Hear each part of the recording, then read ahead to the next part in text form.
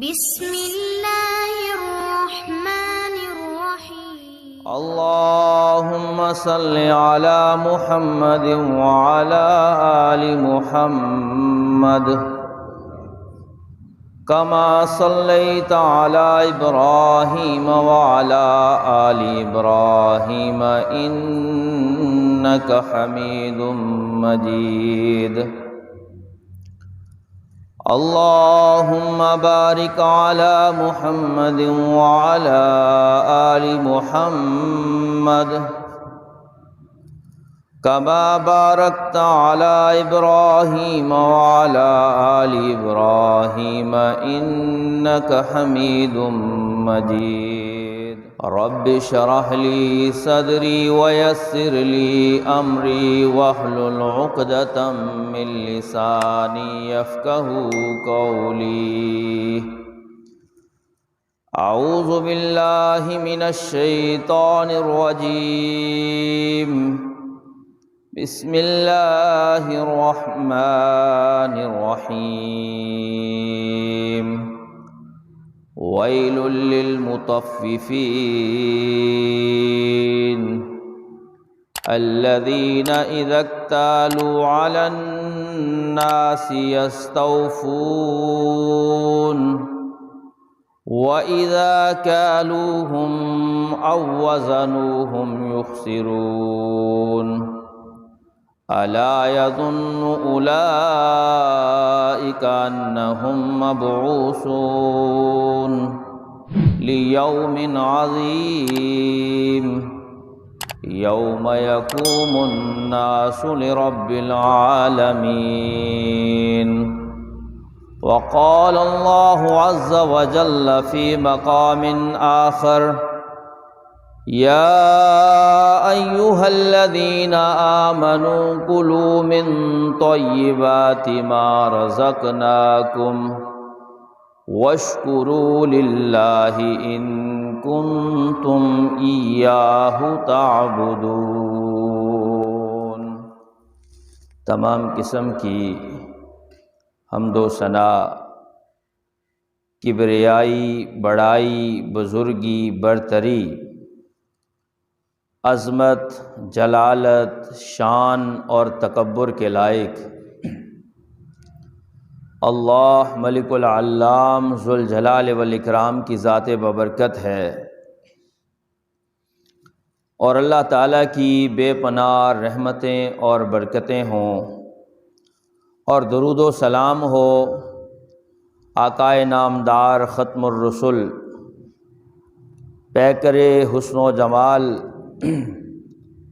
فاطمہ الزہرا رضی اللہ تعالی عنہا کے بابا حسنین کے نانا، میرے اور آپ کے رہبر اور رہنما جناب محمد رسول اللہ صلی اللہ علیہ وآلہ وسلم کی ذات مقدسہ پر، اور اللہ تعالیٰ کی رحمتیں برکتیں ہوں صحابہ کرام رضوان اللہ علیہم اجمعین پر، تابعین اعظام، تبع تابعین کرام، محدثین کرام پر، کہ جو دین اسلام کے لیے اپنی زندگیوں کو وقف کرتے رہے۔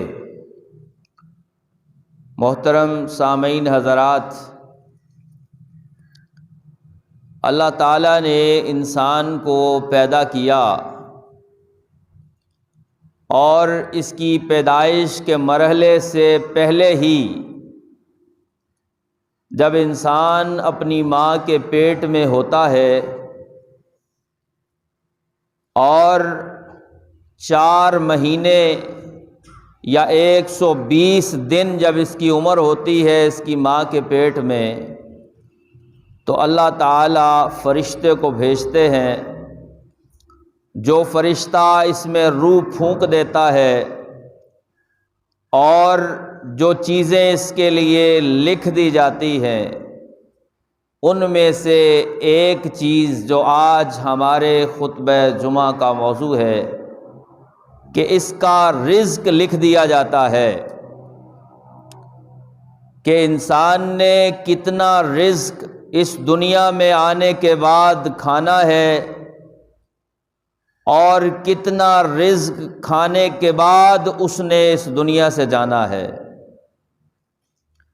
اور اللہ تعالیٰ نے قرآن مجید میں رزق کے متعلق ہی فرمایا وَمَا مِن دَابَّةٍ فِي الْأَرْضِ إِلَّا عَلَى اللَّهِ رِزْقُهَا وَيَعْلَمُ مُسْتَقَرَّهَا وَمُسْتَوْدَعَهَا كُلٌّ فِي كِتَابٍ مُبِينٍ کہ زمین پہ چلنے والی ہر چیز کا رزق اللہ تعالی کے ذمے ہے۔ فرمایا وَمَا مِن دَابَّةٍ فِي الْأَرْضِ إِلَّا عَلَى اللَّهِ رِزْقُهَا، زمین پہ رینگنے والی چلنے والی، چاہے اس چیز کا حجم زیادہ ہو یا کم ہو، ہر وہ چیز جو اس کرۂ ارض کے اوپر موجود ہے، زندگی بسر کر رہی ہے، اس کے رزق کی ذمہ داری اللہ رب العزت کے اوپر ہے، اور وہی جانتا ہے اس کا ٹھکانہ، اور وہی جانتا ہے کہ اس نے کہاں جانا ہے۔ ہر چیز کو اس نے کتاب مبین کے اندر لکھ دیا ہے۔ اور رزق ہی کے متعلق اللہ نے فرمایا اللہ یبسط الرزق لمن یشاء ویقدر، اور جس کا رزق چاہتا ہے زیادہ کر دیتا ہے، اس کے رزق کو کھول دیتا ہے، اور جس کے رزق کو چاہتا ہے وہ کم کر دیتا ہے۔ گویا ایک چیز جو ہمیں سمجھ آئی ہے کہ رزق کا سارا دار و مدار اللہ رب العزت کے ساتھ ہے، کہ اللہ جسے چاہتا ہے زیادہ دیتا ہے، جسے چاہتا ہے کم دیتا ہے، جس کے لیے رزق کے دروازے کھول دیتا ہے، کسی کے لیے تنگ کر دیتا ہے، اور زمین پہ چلنے والی ہر چیز کا رازق وہ اللہ رب العزت ہے۔ یعنی یہ چیز بنیادی سمجھنے والی ہے کہ ہم کسی کے رازق نہیں، کوئی ہمارا رازق نہیں، کوئی ہمیں روزی دے نہیں سکتا، ہم کسی کو روزی دے نہیں سکتے، کسی کی روزی روک نہیں سکتے۔ روزی دینے کے اوپر روکنے کے اوپر قادر ہے تو صرف اللہ رب العزت کی ذات ہے۔ اب ہم نے کیا کرنا ہے؟ ہم نے اپنے حصے کا رزق اس دنیا میں آ کے حاصل کرنا ہے، اور اس کے حصول کا ذریعہ وہ ہونا چاہیے جو اللہ نے اپنی کتاب قرآن مجید میں بتایا اور پیارے پیغمبر جناب محمد صلی اللہ علیہ وسلم نے احادیث میں بیان فرمایا ہے۔ اور وہ کون سا ذریعہ ہے، اور وہ کون سا طریقہ ہے، اور اس طریقے اور ذریعے کے اگر ہم خلاف چلے جاتے ہیں تو ہماری زندگی کا سارا جو مقصد ہے وہ ضائع ہو جاتا ہے۔ یاد رکھیے کہ مقصد حیات رزق نہیں، وَمَا خَلَقْتُ الْجِنَّ وَالْإِنسَ إِلَّا لِيَعْبُدُونَ، یہ مقصد حیات ہے، مقصد انسان ہے۔ یہ رزق ایک ذریعہ ہے اس دنیا میں رہنے کا، چلنے کا، پھرنے کا، اس جسم کو طاقت اور انرجی فراہم کرنے کا۔ یہ کل چیز نہیں ہے، لیکن بہرحال اس کا حصول انسان کے اوپر فرض ہے۔ نبی کریم صلی اللہ علیہ وسلم کی حدیث مبارکہ ہے، آپ صلی اللہ علیہ وسلم نے فرمایا کہ کسب الحلالی فریضۃ بعد الفرائض، اللہ نے وہ چیزیں جو انسان کے اوپر فرض کر رکھی ہیں، نماز ہے، روزہ ہے، زکوٰۃ ہے، حج ہے، اس کے بعد سب سے اہم ترین جو فریضہ ہے وہ رزق حلال کا حصول ہے۔ حلال طریقے سے رزق حاصل کرنا ہے، جس کا تذکرہ اللہ تعالیٰ نے قرآن مجید میں فرمایا کہ یا ایھا الذین آمنوا، اے ایمان والو، کلوا من طیبات ما رزقناکم، ہم نے جو تمہیں رزق دیا ہے اس میں سے پاکیزہ چیزیں کھانی ہیں۔ اور سنو، وَاشْكُرُوا لِلَّهِ إِن كُنتُمْ إِيَّاهُ تَعْبُدُونَ، اور وہ رزق کھانے کے بعد اللہ کا شکر بھی ادا کرنا ہے اگر تم صرف اسی اللہ کی عبادت کرنے والے ہو تو۔ اور نبی کریم صلی اللہ علیہ وسلم کی حدیث مبارکہ ہے جس میں آپ صلی اللہ علیہ وسلم نے فرمایا کہ ان اللہ امر المؤمنین بما امر بہ المرسلین، اللہ تعالیٰ نے جو حکم رسولوں کو دیا ہے وہی حکم اپنے مومن بندوں کو بھی دیا ہے۔ اللہ تعالیٰ نے رسولوں کو کیا حکم دیا؟ یا ایھا الرسل کلوا مما فی الارض حلالا طیبا، اے رسولو حلال اور پاکیزہ چیزیں کھاؤ، طیب اور پاکیزہ چیزیں کھاؤ۔ اب آپ حضرات بہت بہتر جانتے ہیں کہ طیب چیزیں کون سی ہیں، پاکیزہ چیزیں کون سی ہیں۔ اب یہاں پہ دو الفاظ کا استعمال اللہ نے کیا ہے، حلالا طیبا، وہ جو چیزیں تم کھاؤ گے وہ حلال بھی ہوں، وہ طیب بھی ہوں۔ ایک تھوڑا سا فرق ہے، ملاحظہ کیجئے کہ طیب چیزیں بھی ہوں اور حلال بھی ہوں۔ یعنی کیا فرق ہے کہ طریقہ کار بھی درست ہو اور وہ چیزیں بھی درست ہوں جو کھانے والی ہوں۔ مثال کے طور پہ بہت ساری چیزیں ہیں جو پاکیزہ ہیں، جو طیب ہیں، جو نجس نہیں ہیں، بالکل طاہر ہیں، اچھی ہیں، کھانے والی ہیں۔ یعنی ہمارے لیے جو رزق ہے، پھل ہے، گندم ہے، چاول ہے، دیگر چیزیں ہیں، حلال جانوروں کا گوشت ہے، یہ ساری چیزیں پاکیزہ ہیں، لیکن ان کو کھانے کا طریقہ بھی حلال ہونا چاہیے، ان کو کھانے کا انداز بھی حلال ہونا چاہیے۔ میں محنت مزدوری سے اپنے روپے پیسے سے کوئی چیز جا کے دکان سے خریدتا ہوں، اب شرط یہ ہے کہ وہ چیز پاکیزہ ہو۔ اب میں نے اس چیز کو خریدا، میرے اس خریدنے کا طریقہ بھی درست حلال کا، تو معاملہ ٹھیک ہو گیا۔ لیکن چیز تو پاکیزہ ہے، لیکن میں جاتے جاتے چوری سے کسی کا سیب اٹھا لیتا ہوں، میں کسی دکان سے چوری سے کوئی کھانے والی چیز چرا لیتا ہوں، اب یہاں پہ طریقہ حرام ہو گیا، چاہے چیز پاکیزہ ہے، چاہے چیز طیب ہے، لیکن طریقہ درست نہیں ہے۔ لہذا اللہ تعالیٰ نے واضح اور دو ٹوک کہہ دیا کہ طریقہ بھی درست ہو اور چیز بھی درست ہو، طریقہ بھی حلال ہو اور چیز بھی طیب اور پاک ہونی چاہیے۔ یعنی بالکل چیزوں کو اللہ نے ایکسپلین کر دیا ہے، واضح فرما دیا ہے۔ اور مومنوں کو بھی اللہ نے یہی حکم دیا ہے کہ یا ایھا الذین آمنوا کلوا من طیبات ما رزقناکم، اے مومنوں جو ہم نے تمہیں رزق دیا ہے اس میں سے پاکیزہ چیزیں کھانی ہیں۔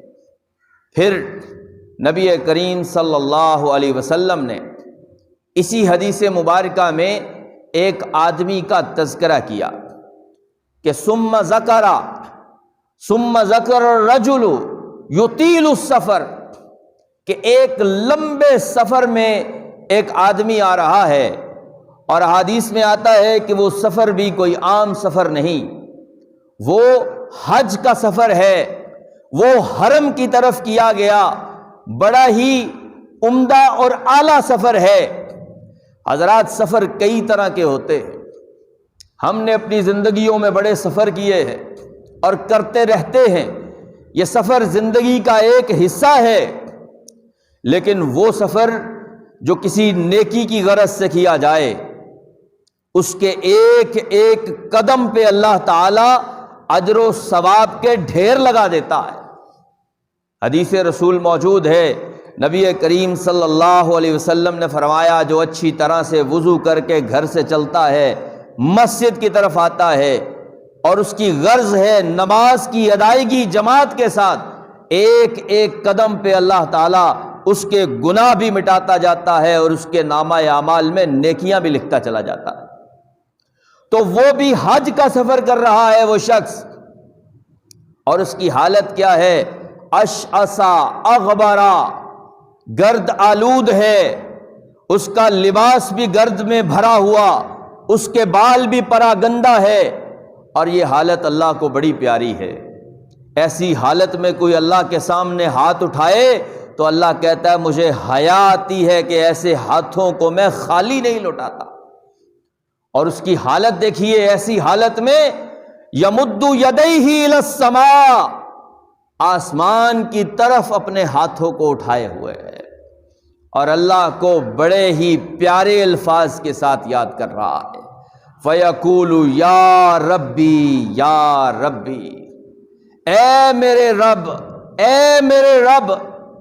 آپ اندازہ کیجئے گھر میں آپ اگر صاحب اولاد ہیں، آپ کا بیٹا آپ کی بیٹی والد کو یا والدہ کو اس پیارے الفاظ سے جب بلاتا ہے، اے ابا جان، اے امی جان، کس قدر یہ خوبصورت الفاظ ہیں کہ انسان کو سننے کے بعد کتنا سکون ملتا ہے۔ اور وہ رب جو انسان سے انتہائی زیادہ محبت کرنے والا ہے، اس کو جب ایسے الفاظوں سے پکارا جاتا ہے یا ربی یا ربی، تو وہ رب کیسے تمہاری نہ سنے؟ یہ کتنے بے وقوف لوگ ہیں جو کہتے ہیں کہ رب تعالی ہماری نہیں سنتا، ہمیں اس رب کو سنوانے کے لیے کسی قبر والے کی طرف جانا پڑتا ہے، کسی شجر والے کی طرف جانا پڑتا ہے، اس کی چوکھٹ پہ جا کے پیشانی رکھے، وہ ہماری اللہ کے سامنے پہنچاتا ہے۔ یہ بے وقوفانہ سوچ اور عقیدہ ہے جو آج لوگوں میں بھر دیا کہ ہمارے پاس آؤ، ہم تمہارا اللہ سے رابطہ کرواتے ہیں۔ اور حضرات یہ بے وقوفی کی باتیں ہیں۔ مسلک اہل حدیث یہی مسلک ہے کہ ہم تمہیں ڈائریکٹ اللہ سے ملنے کی بات بتاتے ہیں کہ کسی دربار پہ، کسی قبر پہ تمہیں جانے کی ضرورت نہیں۔ اپنی اس پیشانی کو جو مومن کی پیشانی ہے کسی پیر کے قدموں میں رکھنے کی ضرورت نہیں ہے، ہم تمہیں ڈائریکٹ اللہ سے ملوانے کی بات بتاتے۔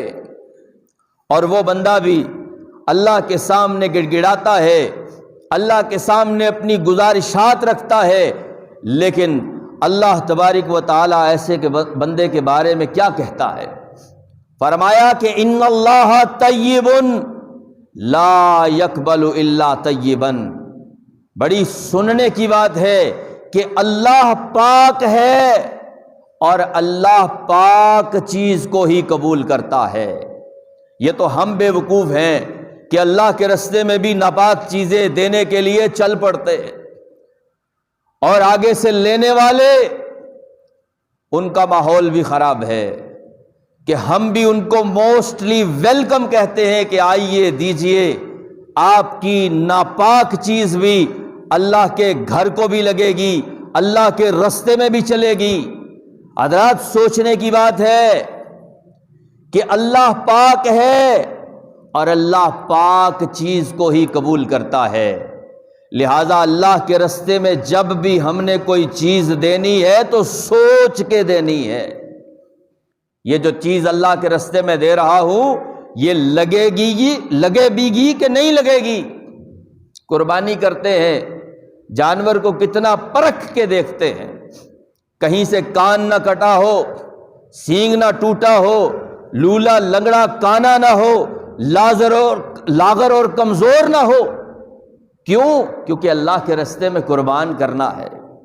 اب یہاں مسجد میں پیسے دینے ہیں، مدرسے کو چندہ دینا ہے، اللہ کے نام پہ کوئی کام کرنا ہے، کیا میرا پیسہ چل جائے گا؟ میں ذرا اس پہ غور کروں، دیکھوں کہ میں سود کا پیسہ تو مسجد کو نہیں دے رہا، میں کہیں حرام کا پیسہ تو مسجد کو نہیں دے رہا، ناجائز ذرائع سے حاصل کی ہوئی دولت میں سے اللہ کے نام پہ تو نہیں دے رہا۔ یاد رکھیے، وہ مسجد کا متولی تو لے لے گا، وہ پرچی اور رسید بنا کے بھی دے دے گا، وہ جماعت جو مذہبی جماعت ہے وہ بھی تیرا پیسہ قبول کر لے گی، لیکن اللہ کی بارگاہ میں وہ تیرا پیسہ قبول ہونے والا نہیں ہے۔ کیوں؟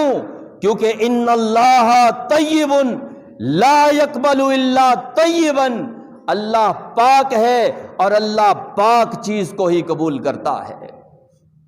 یہ اللہ تعالیٰ کی ذات، اس کو کوئی اپنے اوپر ذہن میں لاتے ہوئے نہ رکھیں کہ ہمیں کوئی جیسا کھلائے کھا لیتے ہیں، جیسا پہنائے پہن لیتے ہیں، جیسا چلائے چل لیتے ہیں، جیسا بٹھائے بیٹھ جاتے ہیں۔ ہم تو دنیا کو خوش کرنے پہ لگے ہوئے ہیں۔ کبھی میں نے اور آپ نے یہ سوچا کہ میرے اس عمل سے دنیا ناراض ہوتی ہے تو ہو جائے، میرا رب ناراض نہ ہو، اور میرے اس عمل سے اللہ خوش ہو جائے؟ کبھی میں نے یہ سوچا؟ میری اور آپ کی ساری سوچیں صرف اس دنیا اور دنیا داروں کے متعلق لگی ہوئی کہ دنیا والے کیسے خوش ہو جائیں، دنیا کو لاؤ خوش کرو۔ نہیں میرے بھائی، اصل مقصد ہے اللہ کو خوش کرنا، اور اللہ کہتا ہے ان اللہ طیب لا يقبل الا طیبا۔ اور یہ آدمی، اس کی حالت یہ ہے کہ اس کے بال گرد آلود ہیں، اس کا لباس غبار آلود ہے، یہ بہت لمبے سفر سے اللہ کے گھر کی طرف جا رہا ہے، لیکن مطعمہ حرام ومشربہ حرام وملبسہ حرام وغذی بالحرام فأنا یستجاب لذالک۔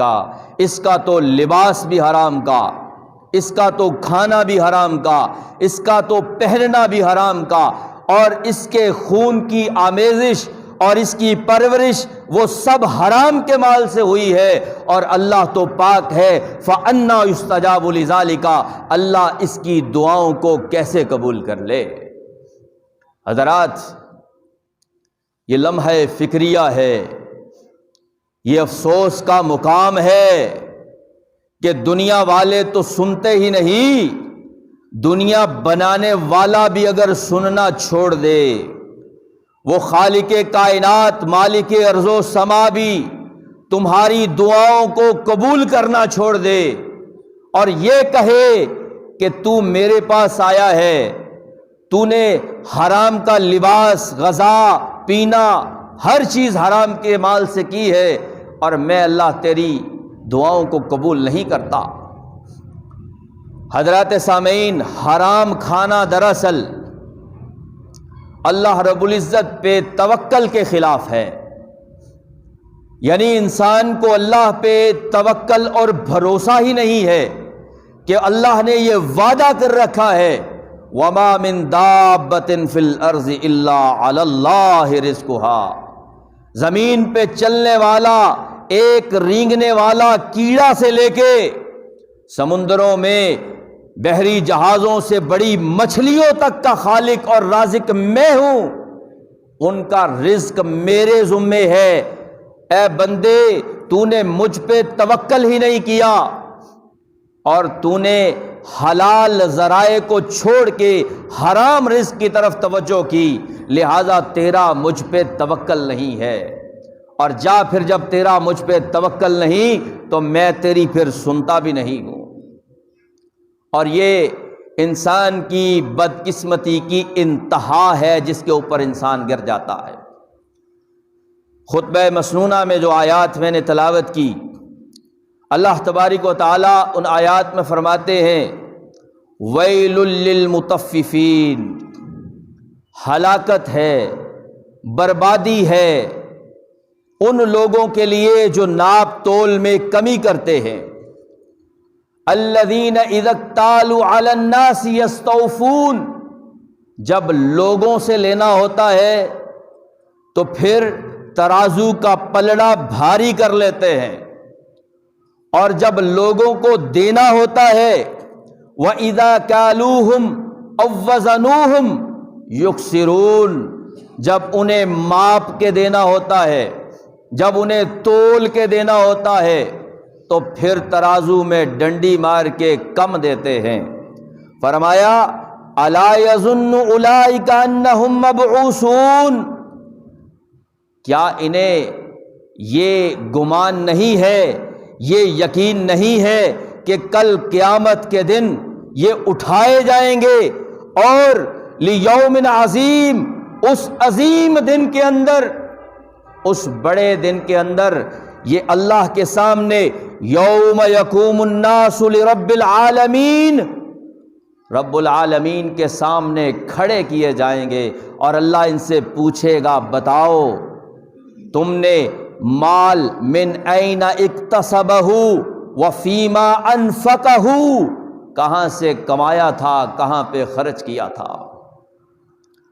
حضرات سامعین، آج ہماری منڈیوں کا، ہمارے بازاروں کا، ہمارے کاروباری ذرائع کا اگر آپ بخوبی مطالعہ کریں تو آپ اس نتیجے پہ پہنچیں گے کہ ہم من حیث القوم سارے کے سارے کسی نہ کسی طرح اور کسی نہ کسی ذریعے سے رزق حرام کی طرف جا رہے ہیں، اور حلال اور حرام کی جو تمیز ہے، حلال اور حرام کا جو فرق ہے، اس کو ہم کھوتے جا رہے ہیں۔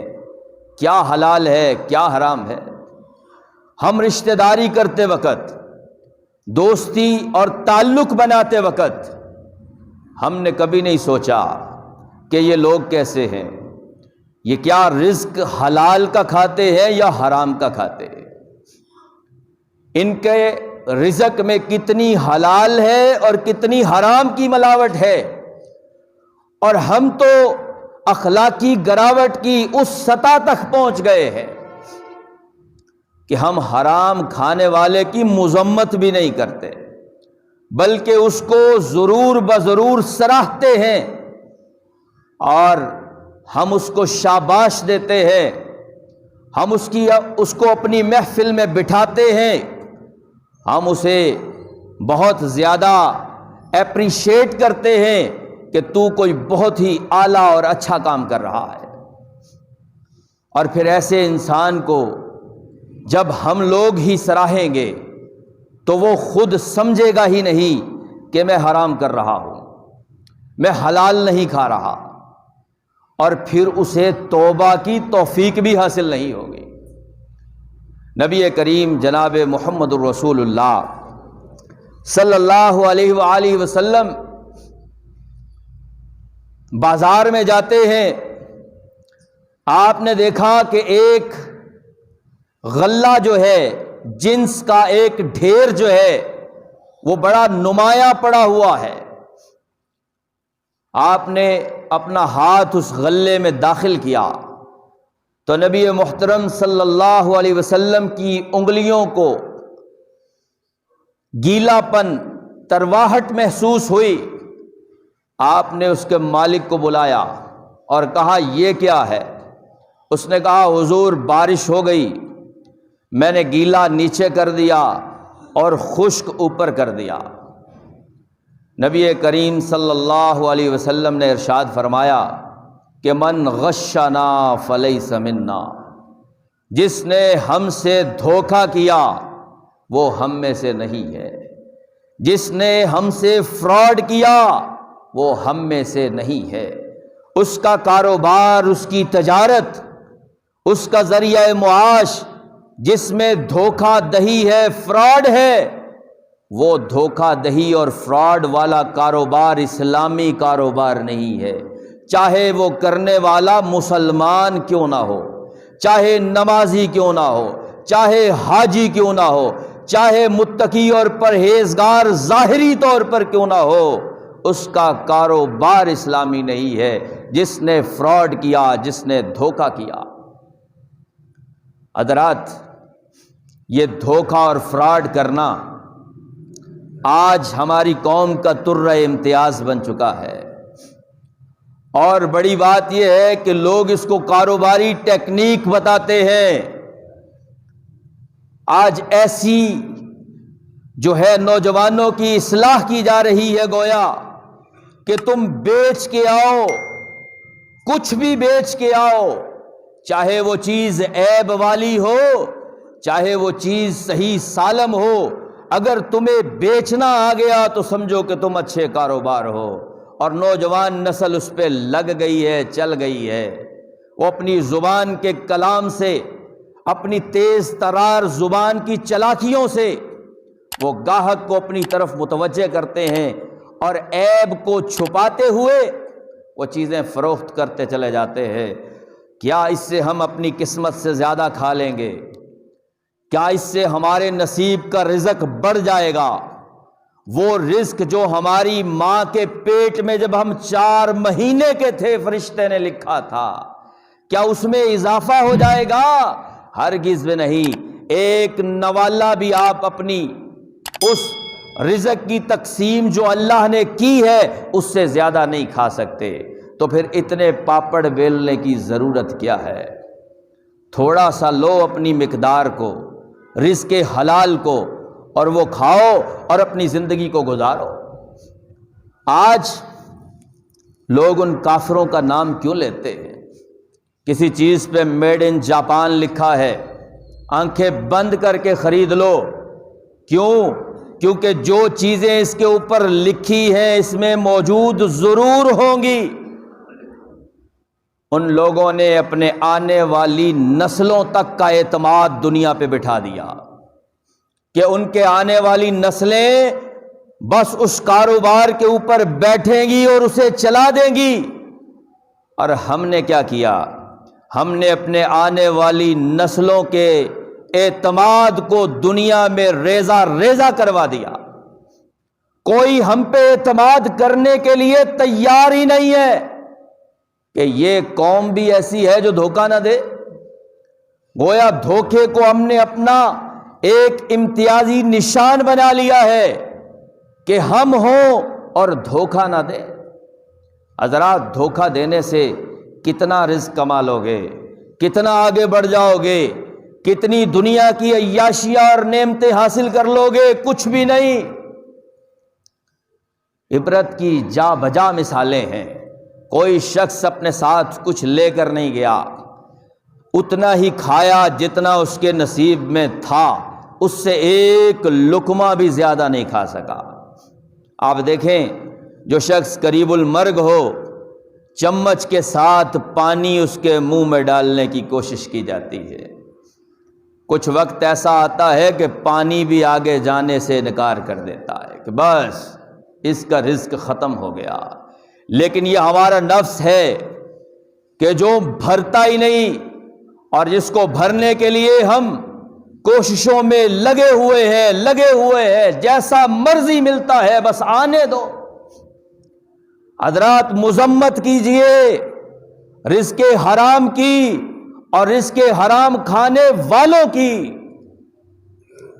اور میں دینی طبقے کو بھی واضح طور پر یہ گزارش کرنا چاہتا ہوں کہ خدا را، مسجد کے اندر کام کروانا ہے، مدرسے کے اندر کام کروانا ہے، فلاح و بہبود کا کام کرنا ہے، اور یہ کام اللہ کے ہیں، فی سبیل اللہ ہے، لیکن اللہ کے کاموں میں طیب مال استعمال کیجئے۔ ایسے لوگوں کے مال کو انکار کر دیجئے۔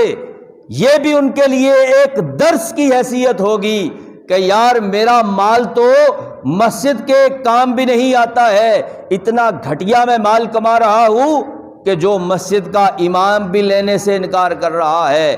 انشاءاللہ پھر اس کے ذہن میں یہ سوچ آئے گی اور وہ ضرور بضرور اپنے رزق حلال کی کوشش میں لگے گا۔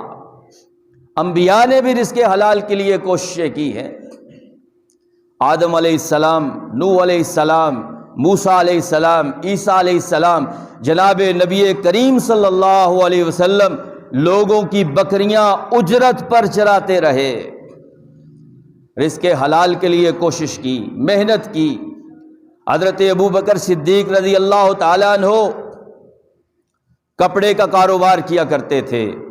جب خلیفہ بنے تو پھر کاروبار کے لیے جانے لگے۔ عمر فاروق نے پوچھا، کہاں جاتے ہو؟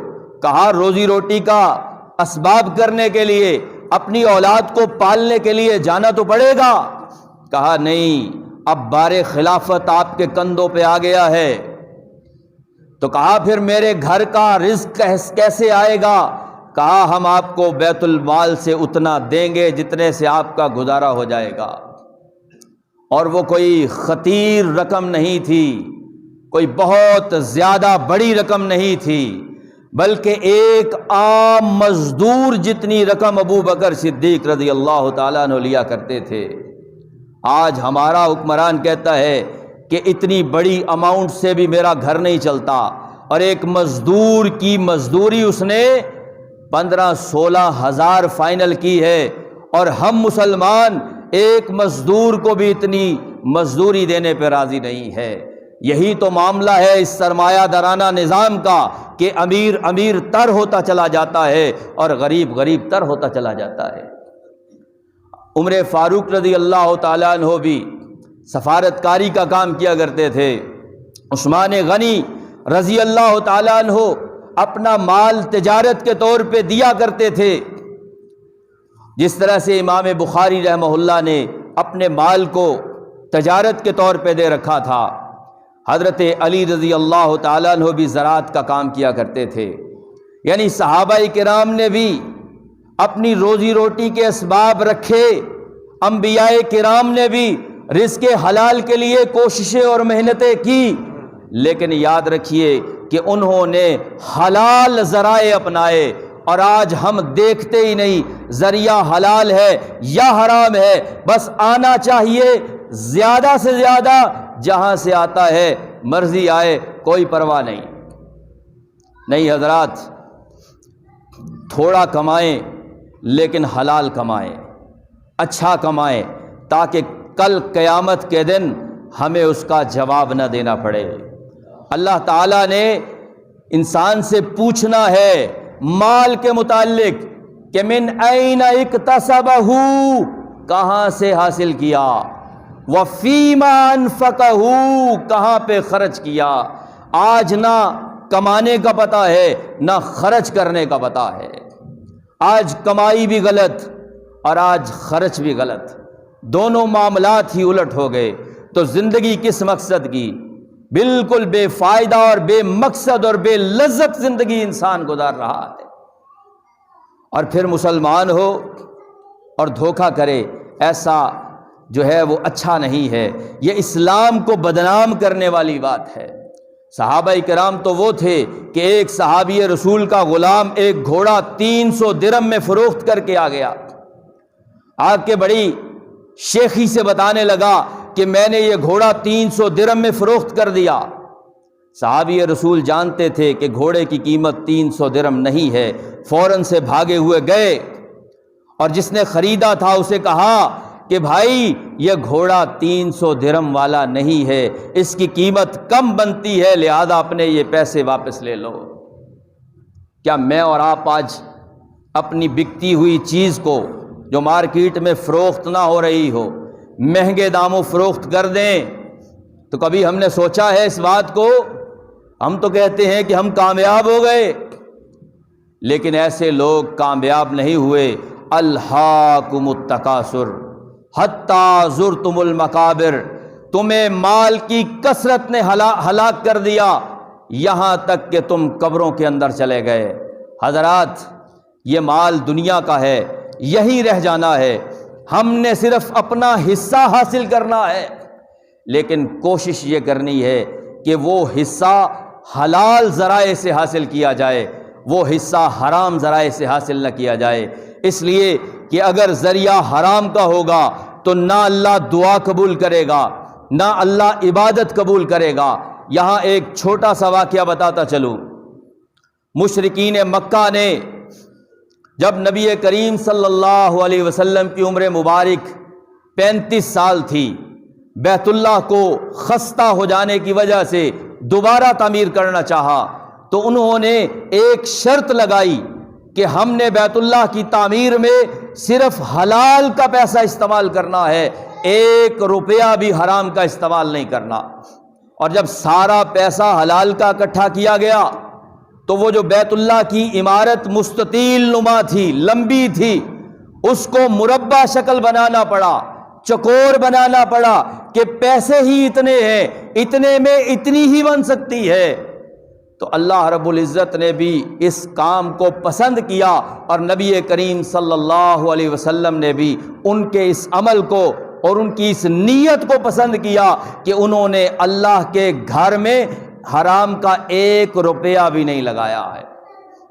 اور میں اور آپ حلال ہو یا حرام ہو، مسجد کو بھی دے رہے ہیں، مدرسے کو بھی دے رہے ہیں، اور مذہبی تنظیمیں بھی پرچیاں کاٹ کاٹ کے ایسے تاجروں کو، ایسے سود خوروں کو دیتی جا رہی ہے، اور جنت کے اعلان کیے جا رہے ہیں۔ حضرات نہیں، اللہ رب العزت ان اللہ طیب لا یقبل الا طیبا، اللہ پاک ہے، اللہ پاک چیز کو ہی قبول کرتا ہے، لہٰذا اللہ کو ناپاک چیز دینے کی کوشش نہ کریں۔